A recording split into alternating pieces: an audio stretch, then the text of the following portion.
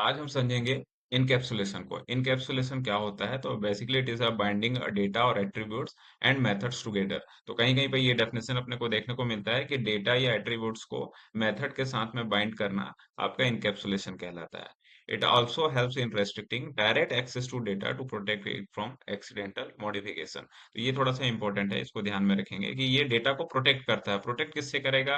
कि कोई भी यूजर है या फिर कोई और उसको जो अनऑथराइज एक्सेस करके मॉडिफाई करने की कोशिश कर रहा है, तो वहां ये आपको प्रोटेक्शन प्रोवाइड करेगा। तो ये प्राइवेसी जैसा भी आपको हेल्प करता है, प्राइवेसी प्रोवाइड करता है, डेटा को सिक्योर रखने में मदद करता है। तो चलिए समझते हैं इनकैप्सुलेशन कैसे काम करता है। तो यहाँ पर बैंक नाम का एक हमने क्लास बना रखा है। इनिट आपका कंस्ट्रक्टर है, जैसा कि पिछले वीडियो में हमने समझ रखा है। सेल्फ डॉट फिर हमने अंडरस्कोर लगा दिया। Now this is very important. जब भी हम अंडरस्कोर लगाते हैं तो वो वेरिएबल आपका प्राइवेट वेरिएबल बन जाता है, ना कि जनरल या फिर लोकल वेरिएबल की तरह। लोकल वेरिएबल कोई भी एडिट कर सकता है, कोई भी उसको अपडेट कर सकता है। यहाँ जैसे ही आपने अंडरस्कोर लगाया, डबल अंडरस्कोर, तो ये आपका प्राइवेट वेरिएबल बन गया। अब इसको आपके सिवाय या जिसके पास में एक्सेस है उसके अलावा कोई और भी अनऑथराइज एक्सेस करके इसको मॉडिफाई नहीं कर सकता। डिफाइन गेट बैलेंस सेल्फ लिखा। अब देखिए, ये तो क्लास के अंदर एक फंक्शन हमने डिफाइन किया, जैसे इनिट, तो ये कंस्ट्रक्टर है। दूसरा हमने किया तो ये आपका मेथड होगा। देखिए यहाँ पर लिखा हुआ भी आ रहा है मेथड, क्योंकि मेथड क्या होता है आपका सेकंड। कोई भी फंक्शन इनिट को छोड़ करके क्लास के अंदर अगर आप बना रहे हैं तो वो आपका मेथड कहलाता है। तो मेथड में हमने क्या किया, रिटर्न किया बस उस पैसे को, जितना आपने वहां पर अमाउंट लिख रखा है उसको रिटर्न करके शो करना है।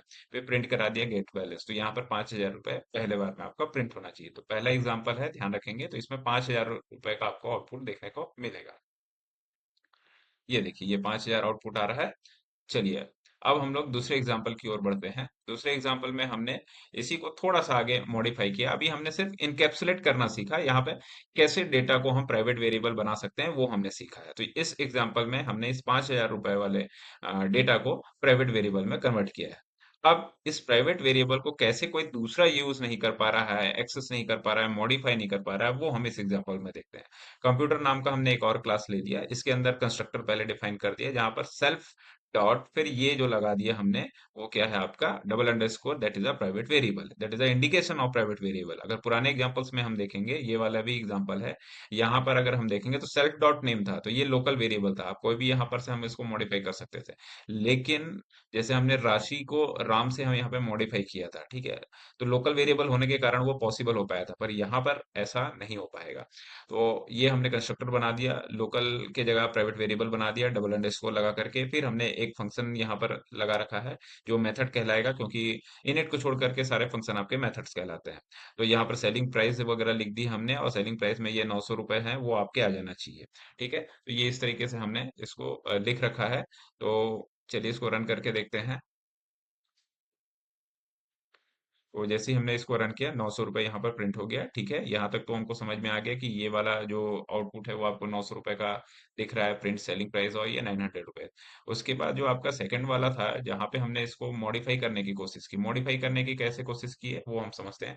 सी इक्वल टू कंप्यूटर लिखा, सी आपका एक ऑब्जेक्ट है। ठीक है, जो भी क्लास के बारे में यहाँ पर दिख रहा है आपको, ये ऑब्जेक्ट है, ये टेम्पलेट है पूरी तरीके से।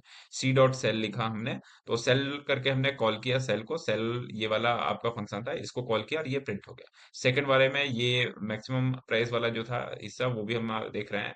तो सी डॉट करके हमने मैक्स प्राइस किया और 1,000 वहां पर किया। तो ये हम ट्राई कर रहे थे इसको चेंज करने का।